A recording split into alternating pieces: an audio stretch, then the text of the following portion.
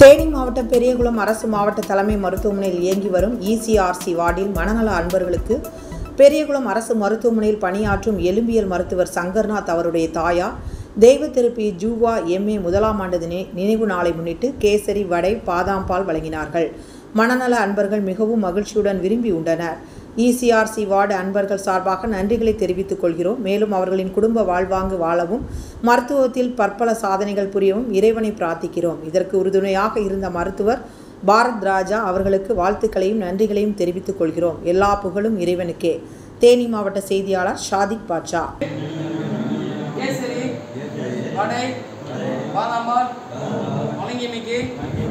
நன்றிகளை தெரிவித்துக் கொள்கிறோம்.